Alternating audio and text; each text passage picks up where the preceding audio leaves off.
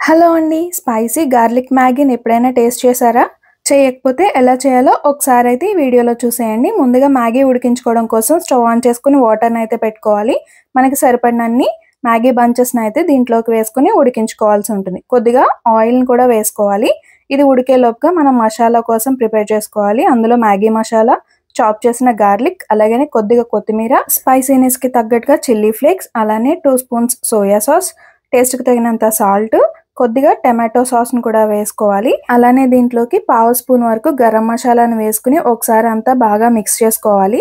ఇప్పుడు దీంట్లోకి కొద్దిగా వాటర్‌ని యాడ్ చేసుకుంటూ వీడియోలో చూపిస్తున్నట్టుగా కలుపుకొని పక్కన పెట్టుకోవాలి. ఈలోపుగా మన మ్యాగీ అనేది బానే కుక్ అయిపోయిందండి. ఇప్పుడు దీన్ని స్ట్రైనర్‌లోకి అయితే తీసుకుంటున్నాను. ఇప్పుడు మరొకసారి స్టవ్ ఆన్ చేసుకొని ఒక పాన్ పెట్టుకొని పాన్ హీట్ అయిన తర్వాత బటర్‌ని అయితే వేసుకోవాలి. బటర్ వేసుకోవడం వల్ల టేస్ట్ అనేది చాలా బావుంటుంది.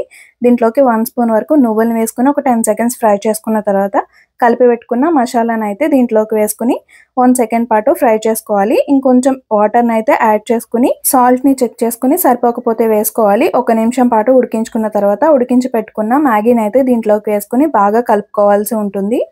ఫైనల్‌గా కొత్తిమీర వేసుకొని సర్వ్ చేసుకుంటే ఇంతేనండి. ఎంతో టేస్టీగా ఉండే స్పైసీ గార్లిక్ మ్యాగీ అనేది రెడీ అయిపోయింది. నచ్చితే తప్పకుండా ట్రై చేయండి. మన ఛానల్‌ని సబ్స్క్రైబ్ చేయండి.